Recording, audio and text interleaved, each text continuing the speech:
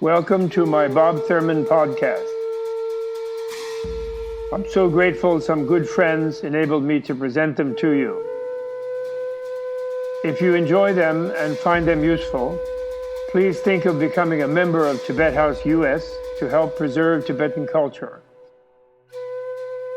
Tibet House is the Dalai Lama's cultural center in America. All best wishes. Have a great day.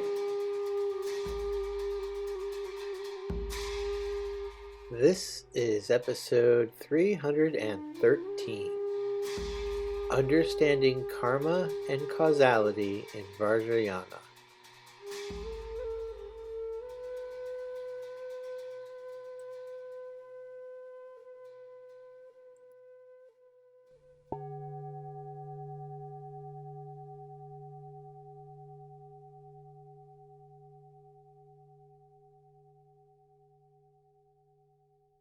No being has total control over their lives. They are not totally subordinate to an all-powerful being. The simplest-minded Tibetan Buddhist believes that. They believe in karma, which means the causality of their actions has gotten them to where they are, and the causality of their actions will get them beyond where they are, either for good or ill. So I think there's a very strong difference between idolatry, which is the taking of one's own construction as ultimate reality, and the use of images to gain access to a sense of the presence of freedom, the sense of the presence of wisdom and compassion in the world, a sense of, therefore, an evoking of the wisdom and compassion in oneself, and the exercising of that wisdom and compassion, and the sort of deconstruction of, therefore, the possibility that one could sort of have a belief in or worship an outside form of ultimacy and wisdom and compassion and behave like a piece of garbage oneself, and then somehow be irrationally pulled out of the consequences of that by some sort of golden calf, if you follow me, which is, I think, really what idolatry is after, the injunction against idolatry. You follow me? So the term idolatry is misused, I think, there, and it was very strongly misused. Of course, the term for an idol in Arabic is Bud, because all through Iran and possibly even Mesopotamia, there were many Buddhas, and there were many Buddhists, actually. There were Buddhist monasteries in Iran. Mani, of the Manichaean fame, considered Buddha his ancestor as well as Zoroaster and Jesus.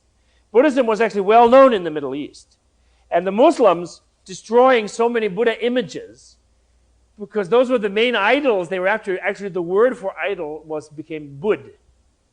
And they destroyed India, totally, Indonesia. They went everywhere where Buddhas, and they destroyed it. So, and then the Westerners, when they arrived, they saw, these idols. Because they didn't represent the idols they were used to, namely the crucifixion crucified Christ, they freaked out, and particularly they had these women, in India. They had all these female deities, topless. This really freaked them out. The idea of the sort of mother goddess sort of image in India, they got uptight and they said, this is idolatry. But I think if we're more critical about it, we see that idolatry means the condensing of all ultimacy into a particular object, and then the considering oneself empowered by that object through whatever ritual orientation to behave like a jerk, and then make a barter about one's ill behavior back to the object. I mean, to me, that's the essence of idolatry. And the essence of the beauty, the Buddhistic teaching to be found in the Judeo-Christian Islamic tradition, from the Buddhist point of view, to me, is that there is no one object in which the locus of ultimate power, love, freedom can be vested. It's something invisible and inconceivable to the human mind. And therefore, the human being can only participate in that really by being ethical, him or herself, by being loving, by being just, because it isn't here or it isn't there. And I actually wrote a book which I never published, being in academia and not wanting to get in trouble in world religion dialogue.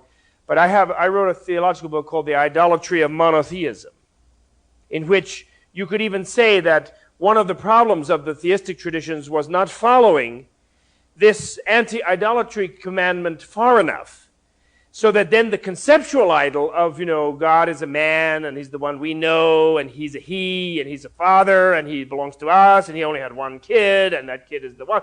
All of this whole structure is man-made as much as any golden cow. And it's a block. It's a big block. And it's against the Abrahamic original thrust of, it's this wind in the desert. It's like the force of power of nature. It's some beyond what we can say it is. And which would make them able to really accept the Buddhists and the Hindus and the Taoists and others, as in the same area, without this kind of first circle business that they still do in the world religion, this problem that they have about the exclusiveness of their system. But I didn't publish that book. And not yet. I will. And it's a good title, catchy title, I think. The Idolatry of Monotheism. Buddhism is, as I said, this vast ocean of teachings and doctrines and many belief systems and metaphysical systems and psychologies and rituals and things that are religious-like. But as I say, the fundamental aspect is really it's a vast educational system. But there are all those aspects, because there are levels and ways of educating. And there is something called Buddhist hermeneutics. They have a hermeneutical, that is an interpretive tradition, if you know this expression from Western philosophy and religion. And one of the cardinal Buddhist hermeneutical principle is that no teaching about relative realities is absolute. Only the teaching about the absolute is absolute. And that teaching is nothing but a pure negation. That is, it's emptiness, selflessness. That's a negative statement. This is the cardinal principle. The reason I say that is, therefore, that no doctrine about relative reality has a kind of absolute status. There is an acknowledgement ahead of time that all doctrines about relative reality are heuristic, useful, and quite true enough to be valid in most relative circumstances without being absolute. Okay? So therefore, there's an element of where descriptions of processes of life are considered heuristic. On one level, there's no former life and no future life. There is no such thing. And if you can understand that on the level where you can also understand that on a certain level there's no such thing as this life. There's no here now. I don't know if you know that. That's one of my favorite things. Be here now. There is no here now. You try to find here and now. You cannot. If you don't look for it, there's a here and now. When we don't look for it, there's plenty of here and now. Here we are, now we are. But if you look for here and now, you'll never find it. It's like a Cartesian graph or something, or a line, There's no point. You can't find any point on a line. There's no point on it. It's an abstraction, actually. So we are living, here I am now. That's part of our absolutistic habit. It's like I'm the absolute self, there's an absolute here and absolute now. If we look for the here and now, we will find nothing. That's a very important point. Now, nevertheless, on the relative level, there are more accurate and more useful descriptions of relative processes and less accurate and useful descriptions of relative processes. The more accurate ones are those that emphasize relativity, precisely. That are clear that it is irrational for non-relational elements to enter into relations. It's in fact a kind of misuse of language. It's crazy. How can a non-relational thing relate? Okay? This is the axiom on the relative level of description. To come out of nothing, to be a consciousness that arises out of non-consciousness, to be a consciousness that goes into non-consciousness and becomes nothing. These put boundaries to that consciousness that are irrational on the basis of all that we know about relationality. All that we can see, every process we can find, something is always coming out of something else. Something is always becoming something else. Things are no thing is no thing, and so you haven't said a lot when you said it is no thing, because no thing is no thing. Therefore, how can one be the other? In other words, absolutistic language self-destructs.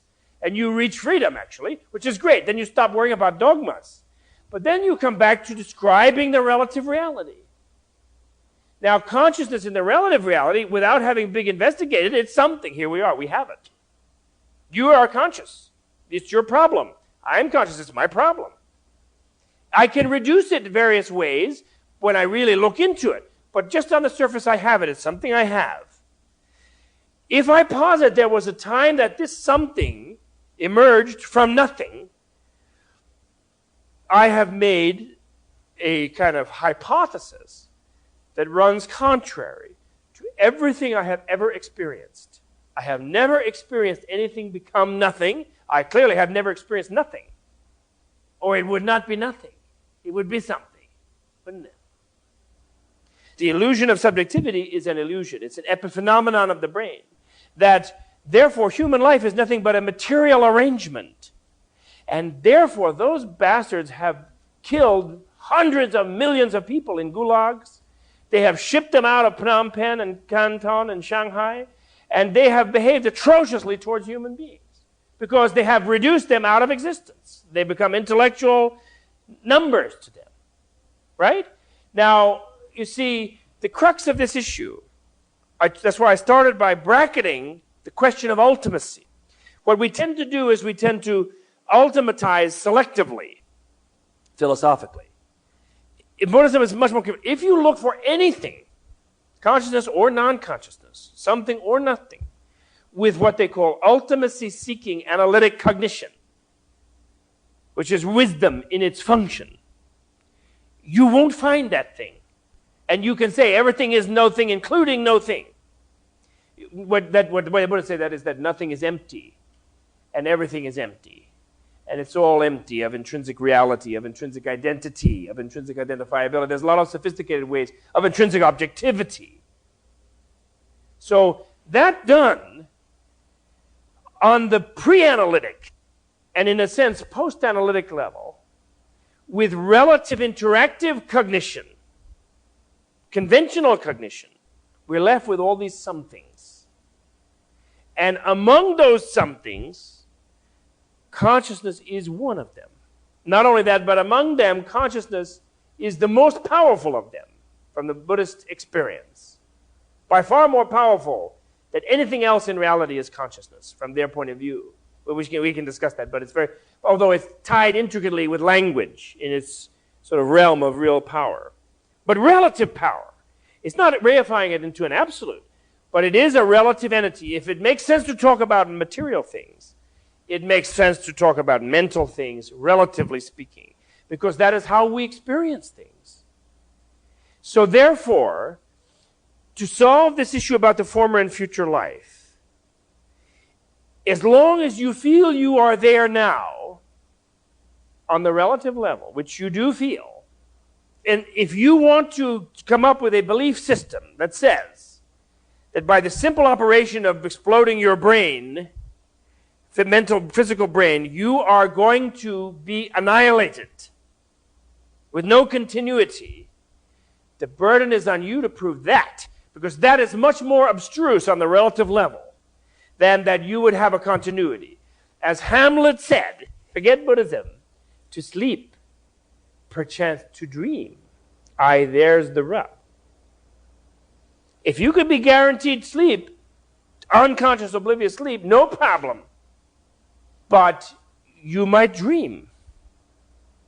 There might be a continuity when you let go of all of your sense fields, all of your normal routine mental energies as pure nexus of sense data, and you somehow create a further world out of those mental patterns. You create, did you ever think about whose eyes do you see within a dream? Did you ever think about that? Who made those eyes that you see within a dream? They're not these eyes. No, wait. You're seeing, you can fly over Paris in a dream tonight, sleeping here in the village. You can see another planet. You can be in a heaven or in a hell. Whose eyes see that? If you're in a hot place, whose skin feels the heat? What creates that skin and those eyes and the sound that you may hear in a dream? Did you ever think about it? Now, physically, you in your waking body, you were a being who was seeing something. You had senses, faculties of eyes and neurons in the brain and conceptual apparatus to interpret the data coming into the photons coming into the neuron, blah, blah, blah, high bunch of organization there. And that's all, you have a physical account of that. But then, when you're sleeping, and you dream up a new body for yourself, and you start seeing and you start replicating precisely that pattern of subjectivity that you had when you were awake. But it's a different physiology, totally. Your neurons are not firing in your eyes. If you put a stethoscope on a huge pipe down which sewage is flowing, you can say, oh, it's vibrating, right. Oh, great, it's vibrating. But it could be either sewage, the nectar of immortality, H2O, oil. It's still vibrating. It's all vibrating. It's all different things inside, though. So the point is that physical account, reducing one and the other to physical account, does not explain why the imagery, when left alone in the sort of hard disk that's been turned off, because there's no inputs in it for a while, because you're asleep. When the inner processes are deprived of the stimuli, then the pattern of the stimuli can be reproduced somewhere in the realm of inner imagery. Furthermore, when you see things yourself, when your eyes are open. So the point about the Buddhist view, to come back to this thing, we can't solve the Buddhist thing about former and future life. To them, is the simplest explanation on the relative level of the process of life. Life is boundless continuity. Infinity, mathematically people can come up with funny theories about it, but infinity basically means unbounded. It's unquantifiable, therefore, in fact, because it is unbounded. It is therefore not an entity. It's not entifiable, in fact, or reifiable. And therefore, boundlessness in time and space is somehow the rule, the most intuitive, normal, sensible thing to assume.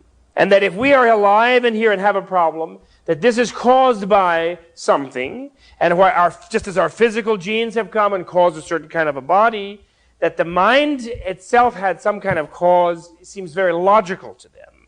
And the burden of proof would be on someone who would want to say it came from nothing, and it would become nothing. It's the burden of proof. And so, if one begins to think like that, if you begin to feel like that, what happens is that one begins to develop, to erode a certain place in one's conceptual structures where one is invested in limitation. Usually out of fear, because in fact we're afraid of future life. It's very frightening that we don't have to only worry about the next 20 years of possible auto accidents, but we have to worry about millions of years of future auto accidents, and worse than auto accidents. It's actually frightening. People, humanists, I've debated with American humanists. I love to debate with them. I go to their conferences sometimes and debate with them. And they get to this big trip about mature people don't believe in immortality. They accept their nothingness. And they go into a tomb in New Jersey, and they're happy with that. And these other people, they're so childish, they want to be immortal and fly around with the fairies and all that. And so, therefore, future life is sort of wishful thinking on the part of primitive mankind. And grown-up Isaac Asimov and other hard-minded people have agreed to no further existence. Luckily, they're going to croak and get off this polluted planet that they polluted with their hard mind and get away from their nuclear radiation that they're doing and all of this crap. And the thing is that theirs is the one who says, après moi la déluge, I won't be here. If they are bound to the consequences of their actions, good or bad, infinitely, on the one hand, they would be delighted if they really would open their imagination to the idea of becoming infinitely perfected, becoming a Buddha. What a gas that is, by definition at least. I mean, I didn't try it yet, but I'm trying to get there, and I can imagine it, at least. There's a literature that helps us imagine it, and it's amazing. But the opposite horizon, once you have an infinite positive horizon, there's an infinite frightening negative horizon. You can get into infinitely bad situation if one intensifies the locked in on the self habit. Then it compresses in on the self to the hell state, to the degree of the hell state, the ultimate compressed state. So therefore, Buddhists, the people who believe in future life and former life is a natural corollary, are frightened of that fact. They are not at all being childish, indulging in some fantasy of immortality that that the humanist people think. And they precisely see the people who assume achievement of nothingness by just blowing their brains out, to be really childish. But you don't have to go to the Buddhist thing. Don't you know Pascal's wager? Pascal's wager is, if there is no future life, and you spend your time being virtuous and developing your mind and your generosity and becoming an angel, and you forgo certain pleasures and indulgences to do that, when you are nothing, you won't regret having wasted that time. If there is a future life, and you indulge yourself to the hilt in this life, and wake up as a beast, a dumb rhino, an armadillo, a cockroach, you will deeply regret. And you'll be around for millions of years to regret having failed to become an angel. That'll do. You don't need Buddhism. Based on the wrong view that they'll be oblivious or obliviated by death, people commit suicide over the most trivial matters: loss of a romantic romance, the lack of a partner, shame for a samurai, this kind of thing. I mean, people do it for commit suicide in our culture for very silly reasons as well. In this Indian culture, being a very spiritual culture, people are living in a way outside of their coarse bodies more easily. And someone dying for a principle is something that they're very happy to do, or they're in a way more easy to do. Actually, it's very interesting. If you look in the Bodhicharya, and also they can do it easily for a wrong reason, unfortunately, or for a less good reason than as well as for a right reason. The wrong, of course, in this case, you have to understand the Brahmin's point of view, the point of view of the traditional Hindu, is that the caste purity is part of nature, and it's against nature to sort of mix things up in this sort of democratic modern way, and it creates pollution, and it creates it preludes downfall of the race, and I mean they really have a whole thing about it. So they feel they're sort of saving the decline of the cosmos in a way by doing it, And so they have real sincere reasons, and the fact that they're willing to die for some principle like that and make a sacrifice that they consider that to be virtuous has a sort of good grounding, although in fact I think of course it's quite a wrong perspective in that light. But it makes you think of the bodhisattvas. There are many bodhisattva stories about bodhisattvas giving up their lives to share their body with some animal, feeding an animal. There's one really crazy one where the Buddha jumps in front of a hungry tigress who he perceives is about to devour her own cubs. And he's a prince in that life, and he's out walking in the forest with his brother. They were out on a picnic, and it's a very bad famine in the country at that time. And he looks and sees this mother tigress in her lair, and he can tell she's just about to eat her own cubs, herself, and she's crazed, with hunger. So he says to his brother, why don't you go back to the camp and get some of our sandwiches, and get some of the finger sandwiches from the camp. And we'll bring them here to the tiger, and wouldn't that be nice? We'll feed the tiger. And he said, okay, sure, I'll go. The brother says. And then when the brother's out of the way, the prince makes a vow, now I'm so happy to have this chance to feed you with my body. In the future life, I will feed you with the Dharma, and you will live. And this time, you will certainly be saved from this killing of your cubs, and you will get a temporary staving of your hunger. In future life, I will stave your hunger for samsara, or your hunger for nirvana. Then he jumps off a cliff right in front of her, shattering his body, and she munches him down. Terrible story. People hear that story, they go, and they think it's just terribly creepy. But the thing is, it's of course it's irrational if a person is living for their coarse body. But a bodhisattva like that, and it would be irrational for someone, and you can't artificially change your perception.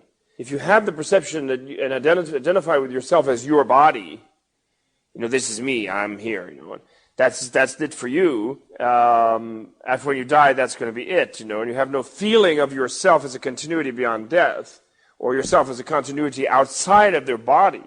If you have no feeling for that, then that would be irrational to do. But if for a bodhisattva like that, who has the feeling that what he is his generosity, you see. He is a body of generosity. He is a body of morality. He is a body of patience. That is actually what he is, you see. It's like that field of openness is what he is. So when he sees an opportunity to expand that field, he's delighted. Wow, come on, eat them up. Jumps off the cliff, you know. And of course, it's difficult. He's delighted, of course, because it's not that it isn't difficult, even for such a bodhisattva. He has to, like, go through the pain and give up the body, you know, go into the death cycle and the whole thing. So it's difficult, and that's what makes it a great gift, you see. But then he goes on as a joyous burst of generosity beyond the body, you see, in his view, you see.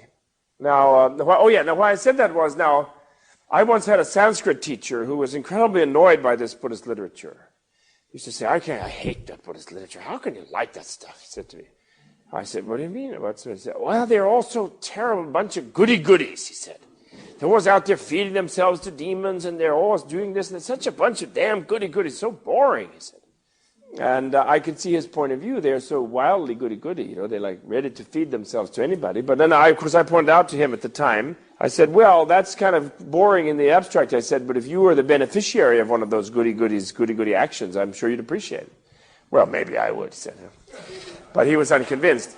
But in the Buddhist literature, like in the Bodhicharyavatara, there is written there, in between the kind of teachings of generosity and patience, about enduring these kind of terrible ordeals inflicted by others without anger or rancor, and by giving in these extreme types of giving away everything, giving away body and life and whatever. They put in now and then these seemingly unbelievable little strictures where they say, excuse me, by the way, don't do this ahead of time. Don't do this if you're just a beginning bodhisattva. Don't go doing this when you could be using your human life to learn your wisdom and develop your patience more and do other things. You know, the first hungry tiger who comes by, don't just fling yourself out there. Now, just be cool. It's not always that skillful. Remember, a tiger who eats you today has to eat your neighbor tomorrow. I mean, they have all these things. And that's even more unbelievable to people in modern times. What they don't realize is that the power of that sort of philosophy and that culture and that Buddhist civilization, the enlightenment civilization of ancient India and other Asian countries was so great that people were able to live beyond their bodies and lives, you know. And it isn't that hard, actually, to, if you're really, you know, as I say, you can even do it for wrong reasons. Look at all the Kool-Aid drinkers with Jimmy Jones. Look at all the charges of the Light Brigades throughout history based on hatred. And there are examples given in the Buddhist literature of various cults in India of people who thought if they went and impaled themselves on a certain stake at the high moon of a certain season in a right festival in front of the goddess Kali, they'd be transported into nirvana instantly by impaling themselves just so, you know, on top. In the Buddhists, they refer to those people as example of people who have taken life based on a wrong view, you see. And so I don't know, it brings up a lot of interesting issues. Anyway, but anyway, today we have to cover a lot of territory because this is our last class, and I was looking up in the thing all the different things we have to talk about today. Therefore today we have discussed in 4 sessions Buddha, Dharma, and Sangha, and we got into the Mahayana in general and on the basis of the Vimalakirti. And therefore today, major thing we really have to deal with is that aspect of the Mahayana known as the Vajrayana, the Tantrayana, which I call the apocalyptic vehicle. That's my personal, I have my own personal quirks, and that's among them. It's, I think, fairly translatable as the apocalyptic vehicle. Apocalyptic does mean, you know, the end. Really what apocalypsos means is revelation. So apocalyptic means sort of revelatory Buddhism in the sense that it is the Buddhism that the form of Mahayana where conventional history, as we understand it, is sort of cancelled. And the idea that the fruitional state is sort of back in the past when the Buddha was alive, you know, when some people, Buddha would go and talk with them, have an evening seminar, have a pre-practice discussion, and suddenly they were like this as long as they attained arhatship, you know. And that's dismissed as, well, that was the Buddha's time, and those people had exceptional good karma, and they met the actual real Buddha. And so that was great, and then they all died, you know, and now I'm just reading about it in a book, and I'm an idiot, naturally, and I'm egotistical, and I'm content to stay that way. That's the way religious Buddhists behave, you see, later.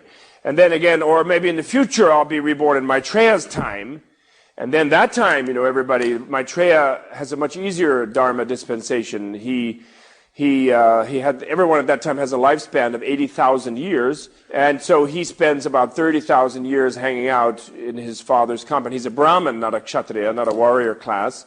And then he is invested with his father's jeweled sacrificial pole, which is the symbol of a Brahmin. It is this fantastic pole. Of course, it originally used to tie the animal that you slaughter. But anyway, by this time, in the future, they're sort of very civilized Brahmins, and it's all jewels, and it's just a symbol of an axis mundi, you could say. He inherits that from his father, and then the minute he inherits it, he renounces the world, like the Buddha, and in one day and a night, he attains perfect enlightenment. He doesn't have to go to 6 years of hard asceticism like the Buddha did. And then what he does is he takes the pole and he smashes it in 100,000 pieces, and he gives the pieces to all these people who show up as his disciples, and then just by receiving a piece of the pole, they all attain enlightenment. They become arhats. So then people think, well, in the future, I'll meet Buddha Maitreya. And Buddhists pray to the Buddha Maitreya, and they pray to meet the Buddha Maitreya, and then they will easily attain enlightenment, you see, because they'll be in that fruitional time of the future Buddha, you see. Now, and this is in the Theravada Buddhism looks back, really, to the historical Buddha Shakyamuni, and to them it's such a long time and so many lives before another Buddha will come that really they sort of missed the good time, and they can just be monks and nuns and kind of just stay cool.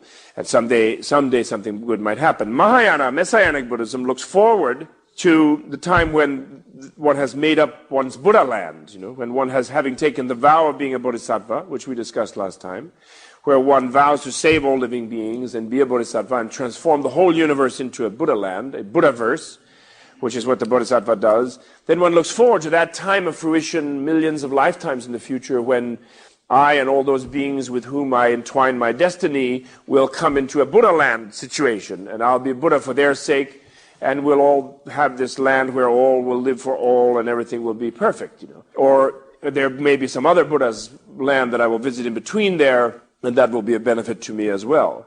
But Vajrayana Buddhism, now where Vajrayana Buddhism fits in with that Mahayana Buddhism is that, and why I call it apocalyptic, and first of all, it shouldn't be thought that that Vajrayana Buddhism is something different from Mahayana Buddhism, first of all. There are some people who, it is of course, everything is controversial in the universe, and there are some people who might argue that it's sort of a separate vehicle, but the mainstream view is that it is actually just the Mahayana. It is no different from the Mahayana, but it has special power and efficacy. It is sort of an esoteric segment of the Mahayana. It's an esoteric methodology within the Mahayana. In a way, it's the elaboration, the fullest explication of the highest technology of meditational practice that exists within the Mahayana, something like that. That is really what Vajrayana means. The way it connects is that, and so therefore, like the Mahayana is based on the individual vehicle, monastic Buddhism,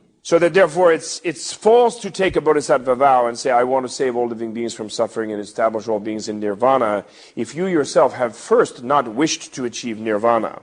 If you yourself have not first renounced the suffering of the world, have realized that worldly successes and worldly satisfactions are dissatisfactory, they are, unreliable, they always lose way, they always fall apart, they're never sustained that pleasure, it just there's always a new problem, it's one unending series of problems arising just when you think you've got the few solved, it's a few more pop up, have you noticed?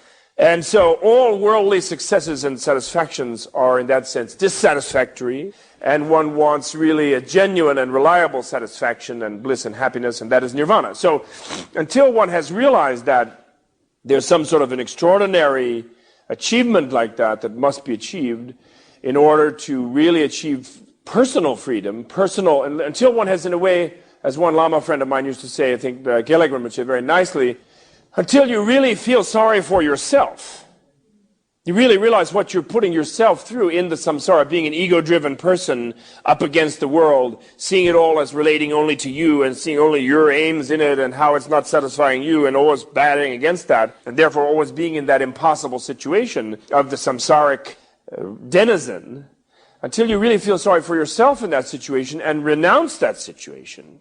In a sense, not that doesn't mean you become free of it, but you decide you see the light at the end of the tunnel. You see where your freedom could be. And you realize that that's what you deserve, is true freedom and true happiness. And until you see that, which interestingly it is said, when you do achieve the mind of transcendence or the mind of renunciation at that moment, you do, even though you have not in a way really changed anything, it's a kind of achievement.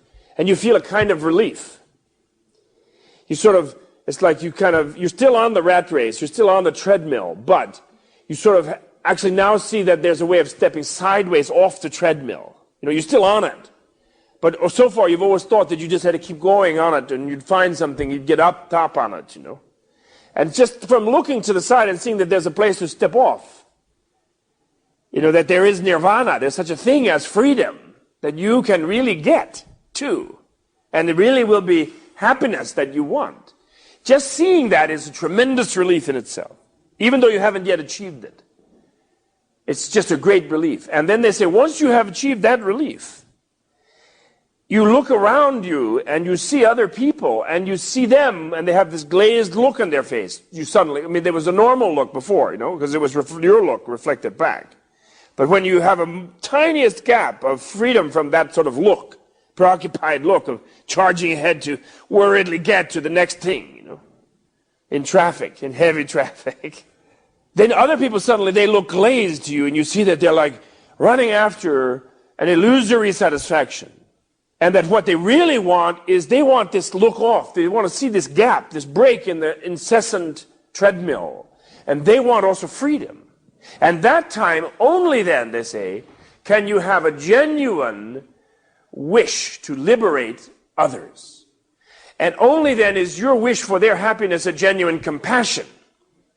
In a way, sentimental compassion is a genuine compassion in that it has the mode of wanting others to be happy. But it's not considered genuine because it is so confused, it's coupled with such a confusion about reality, that what it thinks it wants them to have that will make them happy is precisely what will not make them happy. If they want, do they want more money? Well, I want them to have the more money, but many times having more money will make them more unhappy. Oh, well, do they want more mates? Well, no, but having more mates will actually make them more unhappy. Do they want more food? Well, actually, too much food will make them unhappy. Someone should tell me that. And make them overweight at least. And so that's considered false compassion. Only the compassion that begins to realize that what people really want is freedom. What they really want is that kind of inner happiness that comes not from achieving any sort of outside goal, but finding the natural nirvana, the natural freedom of reality, of selflessness, of emptiness and relativity. So there's a change. So in other words, the Mahayana, in that sense, does not at all go beyond monastic Buddhism. It has been wrongly presented that, monastic or Hinayana, some people will say, which is a word that, or what I call individual vehicle, to make it sound not so bad. But they're wrongly presented that, there were some monks and they were just really backward monks and so uptight and rigid and terrible monks, Sort of there's a Protestant way of looking at Buddhism. There's some awful monks. And then they were so uptight. Then the new teaching was for the lay people and for women and for things that the monks didn't do. And that was, you could just get enlightened like Vimalakirti staying in your household, and that's so great. But that's wrong. Vimalakirti criticizes monks who are narrow-minded. He also criticizes lay people who are narrow-minded. He criticizes gods who are narrow-minded. It's the narrow-mindedness. It's not being a monk or a laity. And so the Mahayana essentially has to have monastic Buddhism. Which is based primarily on renunciation and on the awakening of true individualism.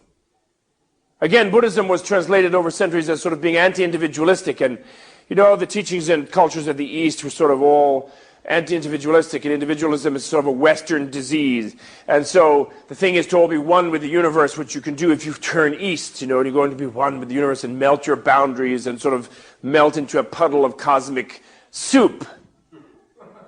And which the people who like it like, and the people who fear it think of it as typhoid-infested soup, and they're terrified of it. I'm losing my boundaries. I remember one friend of mine who was a Christian dialoguer, and he went with some dialogue session, and somebody wanted the dialoguees to meditate.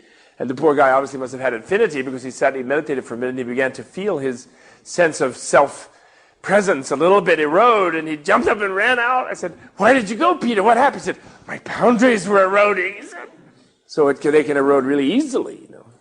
But so we think, I mean, that's the whole thing that the Westerners say, but this is completely false. Buddhism and Indian culture in general, because of the presence of Buddhism and Jainism and other shamanic teachings, is by far the most individualistic culture in the world. By far, much more so than our culture, American culture. Indians are really individuals. On the one hand, they know how to be sort of part of a group to some degree, and therefore they have these elaborate castes and all these weird group things to sort of keep themselves under control, because fundamentally they're madly individualistic Indians. Remember my example of the guy painted blue and everything, you know? You still find that today. You go down there, there'd be one guy burning himself for the caste system, there'd be another guy burning himself against the caste system, and there'd be two or three more calmly sitting there, painted blue, stark naked, walking up and down looking for free lunch with cow shit in their hair. And the other people going, oh, Ram, great, goodbye. He goes naked. It's like we're talking. Some poor guy walks by here, stark naked, big tall guy, well hung, you know, walks by, big trident in his hand, painted blue, and goes, Ram, smoking his chillum and demanding his chapati. And we say, yeah, great, here's the chapati, goodbye. And he goes by. Nobody calls the police. Nobody freaks out. He goes by, you know. And you just try it in New York. You know, we're supposed to be individualistic in the West. No way.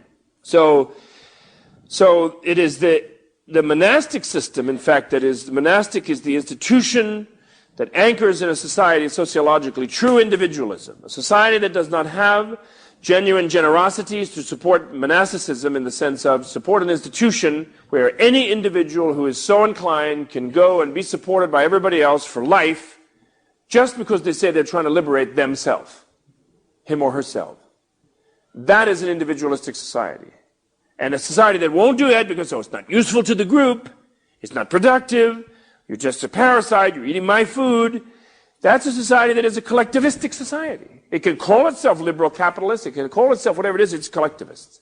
Because there's no room in your imagination that your neighbor's individual liberation is the most valuable thing in life. And if your neighbor's individual liberation is not the most valuable thing in life, then what makes your individual liberation the most valuable thing in life? Nothing. And in fact, you don't even know about there's such a thing as individual liberation. So, I don't want to go too much on this because we did this in the class on the Sangha, but therefore, Messianic Buddhism is based on individualistic Buddhism, monastic Buddhism. The individual's liberation being the highest aim of all people. Then on that light, then the Messianic vow, the Bodhisattva's Messianic attitude is, well, therefore, all people should have that liberation. Therefore, I should do everything in my power to see to it that all people become liberated like that. Therefore, I should, in that sense, devote myself to become enlightened in order to save all people, to make possible their liberation.